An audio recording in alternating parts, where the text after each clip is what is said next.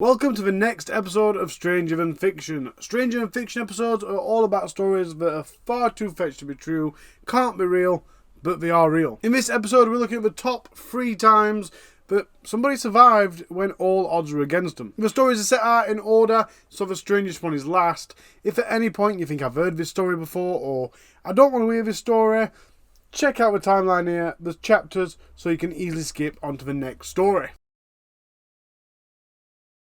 Joan Murrays was a 47-year-old bank executive living in Charlotte, North Carolina. She loved her family, she loved her job, but she was quite a bit of a thrill seeker. And she'd recently took up a new hobby, a newfound passion of skydiving. She'd accrued quite a few hours now of practicing skydiving and training and stuff, and she'd also done 35 jumps. So at this point she's not quite a pro, but she's definitely not a beginner.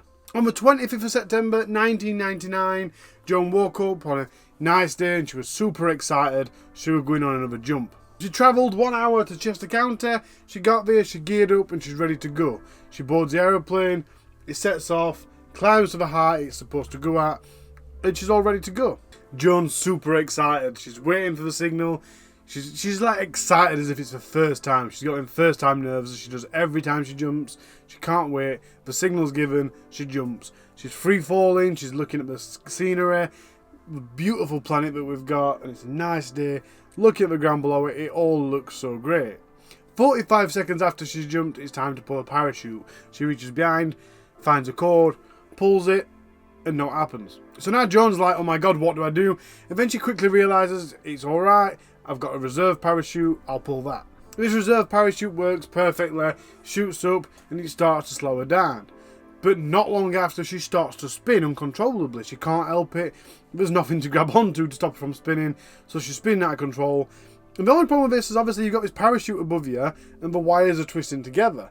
So that's going to pull the parachute in. And that's what it was doing, it was closing the parachute. At 700 feet above ground, the parachute was fully deflated. She was hurtling towards the earth at 80 miles an hour. And worst of all, at this point there's absolutely nothing she can do about it. And obviously there's people on the ground watching, waiting for it to arrive safely, and they're all watching absolutely horrified, and there's nothing they can do about it either. And a few minutes later, a few seconds later, she slams onto the ground, not too far away. Emergency responders were notified and they quickly rushed over to her, and when they got to her they quickly rushed her to hospital, and no one thought she was going to survive. The paramedics didn't think she was going to survive, the doctors didn't think she was going to survive. She just impacted the ground at 80 miles an hour. The entire right hand side of the body was completely crushed by the impact. Doctors were absolutely baffled to how she was still alive. She'd hit the ground at such hard force it had even knocked the fillings out of the teeth. So of course it was completely like, this is not even possible. But they did notice that she had small red bumps all over her. It turns out all these red bumps that she had all over her body were fire ant bites. As she'd landed on top, directly on top of a fire ant mound. So they'd all come out in order to protect the nest, and as they did, they were biting her. And they bit her over 200 times. Now, although that doesn't sound very pleasant at all, it is actually what saved Joan's life. You see, fire ants have got this venom in them called solnopsin, I think that's how it's pronounced. And as they were biting her, they were releasing this venom, and it was going into her, and it was stimulating her nervous system, encouraging adrenaline, and it kept her heart beating. Joan was in a coma for 2 weeks, but after that she made a full recovery after having 20 reconstructive surgeries, 17 blood transfusions. She had rods placed in her legs and spikes in her pelvis. Basically the doctors had put her back together. She began having physiotherapy, and she was in that good of a condition that when she left the hospital, she managed to walk from the hospital to the car. If you're feeling like your team is letting you down a little bit at the minute, you're about to feel a hell of a lot better. This is the story of Lincoln Ross Hall, OAM. He was born on the 19th of December 1995. He was a veteran, Australian mountaineer, mountain climber, adventurer, author and philanthropist. Now I'm going to dive straight into this without giving a brief history, because Lincoln's history with climbing and mountaineering is quite vast. It's really impressive, and he's a really accomplished guy in those fields. Lincoln Hall was part of the first Australian expedition team to try and climb Mount Everest. That was back in 1984, and I don't think they summited Mount Everest, but I'm not quite sure, so don't quote me on that little bit. But either which way, in May 2006, they decided to summit Mount Everest again. And they did succeed. However, he fell ill from some sort of altitude sickness, and people think it was probably cerebral edema. No idea what that is. So I looked it up, and it's basically an accumulation of excess fluid in the brain spaces, not in the brain, but around the brain. And long story short, it's not very nice. Based on the location and the extent of the excess fluid, the symptoms can include headaches, nausea, vomiting, seizures, drowsiness, visual disturbances, dizziness, coma, and death. Lincoln's symptoms, though, was hallucinating and being confused. According to reports, Lincoln's Sherpa guides did attempt to rescue him for quite some hours, but night started to fall in, the oxygen supplies were diminishing, and snow blindness started to set in. So the expedition leader decided, look, we're leaving him, we've got to go, we need to save his own lives, and they returned to the camp, without Lincoln leaving him behind. And they did say that he was dead.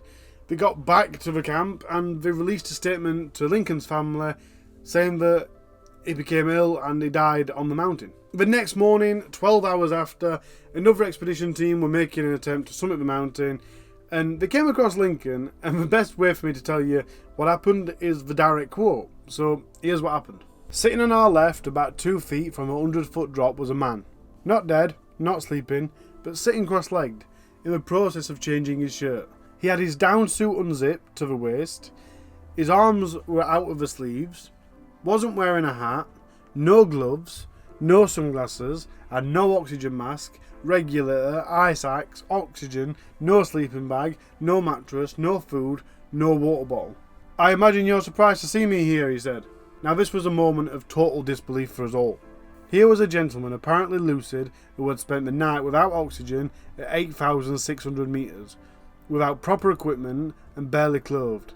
And alive. A rescue effort swung into action, and mountain observers described this as unprecedented in scale. The team that found Lincoln abandoned said that he was heavily frostbitten and he was quite delusional from his altitude sickness. But they did stay with him. They said that to them it was a lot more important that staying with him and making sure he was okay than it were to summit the mountain. I think the direct quote was something along the lines of, we can do that anytime, but he needed his help right there and now. While they stayed with him, back at the base camp, they sent 12 Sherpa guides up the mountain on a rescue mission. Lincoln Hall was brought down the mountain, and he walked the last few steps into the Everest North Col, and that's where he was treated by a doctor. He arrived the next day at the advanced base camp, and he was in reasonably good health, suffering from frostbite, and he did end up losing the tips of his fingers and a bit of toes due to the frostbite, but other than that, he was in really good health. Just to recap, because I think we went past that a bit too quick, this guy was almost dead when they left him, and then throughout the night, he managed to stay on top of Mount Everest with a lack of oxygen, with his brain flooded with fluid, and he still survived for another 12 hours until they were later on found. This story is just completely unbelievable. She was a double survivor. It's Juliane Koepcke.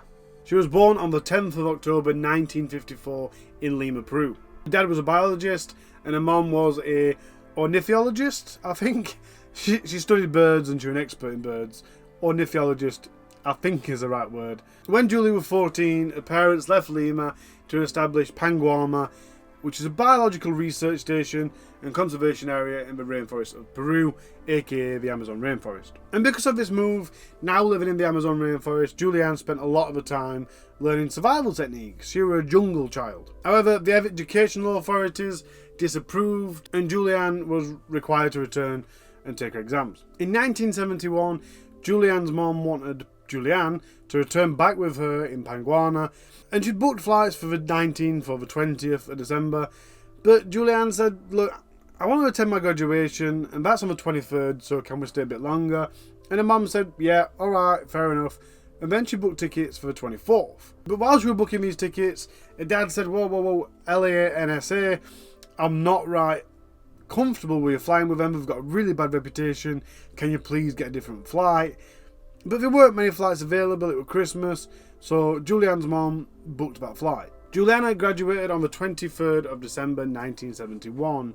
She'd only just turned 17 2 months prior, and on the following day after graduation, Juliane and her mom got onto the LANSA flight back to Peru. However, 25 minutes after they'd boarded the flight and it had set off, there were a bit of turbulence. The plane was going through a thunderstorm. During the turbulence, Juliane's mom turned to her and said, "I hope this goes all right." She was clearly very nervous, and Juliane's trying to be like brave and confident to try and put her mum at ease. And Juliane at this point is sat on the window seat at quite a far back aisle, and she's looking out the window and she sees a lightning bolt hit the wing of the plane. At 10,000 feet high, the plane now started to nosedive. She remembered her mum saying, "Now it's all over." There were people all around her screaming and shouting and crying.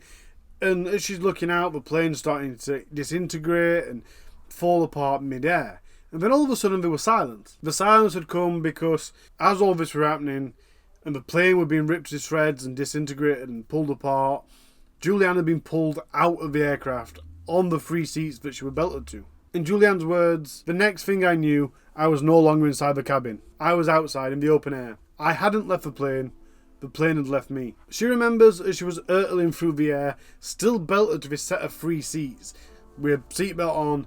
She's looking down in absolute fear and dread of what's going to happen, and all she can see is this forest that she says looked like Brock. It's thought that this row of seats had landed in some dense foliage, and that had impacted, it had cushioned the impact. It had saved her life. 17-year-old Juliane woke up on Christmas morning underneath the 3 seats. And of course, she was in the middle of the Amazon rainforest. She was profoundly dizzy. One eye was swollen completely shut, the other was swollen so she could only see out a slight slit. She'd gashed her left calf, she'd gashed her right shoulder, and it was quite obvious to her at the time that she'd broke a collarbone.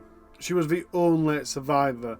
There was 86 people on that flight, and out of all of those people, Juliane was the only one to survive. Juliane dozed in and out of conscious for the rest of that day and all the way through the night. The next morning, Juliane woke up and she could hear birds and she could hear the frogs chirping away.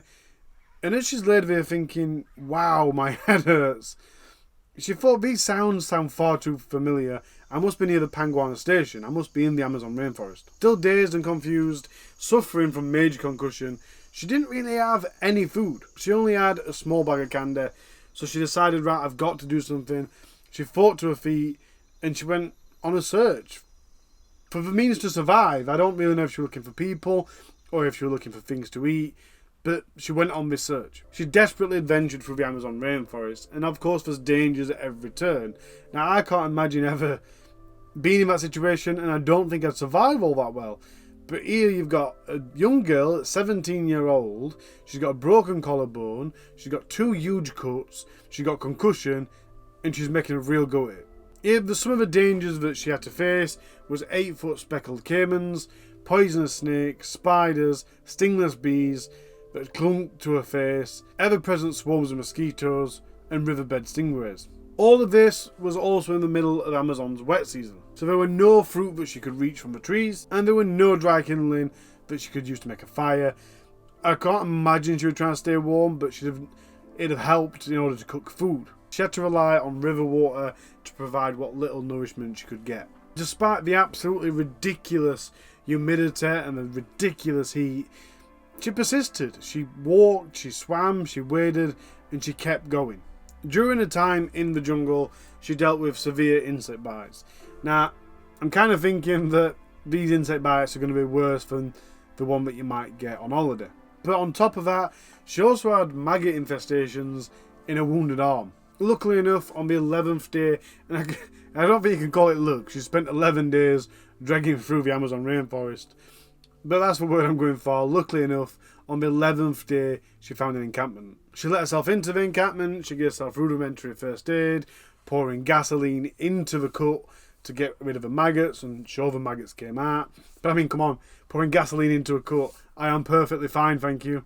And then as she laid there, desperately exhausted and hoping someone came along, some missionaries did come and find her. They gave her proper first aid and they took her to a more inhabited area. When they got there, she was airlifted to hospital. After recovering from her injuries, Juliane Koepcke then helped the search party look for other people that had been injured in the crash. Her mother was found on the 12th of January 1972, 2 weeks after the crash. Juliane moved back to Germany and fully recovered from her wounds. Like her parents, she earned a full degree in biology and returned to Peru to do extensive research on bats. And that's as she'd promised herself, because while she was in that situation, desperately looking for a way to survive, she did realise that if it wasn't for the Amazon rainforest, if she'd have just landed anywhere, if she'd have landed in the water, if she'd have landed on a field, she'd have died. It was the Amazon rainforest that saved her. That's all I've got for this Stranger Than Fiction episode. If you did like it, which I presume you did if you're still watching at this point, please press subscribe. And then if you want notifications, ring the bell as well, and that'll also notify you when I upload. If you're already subscribed, please do share it. It does help a lot. Till next week, guys. Bye-bye.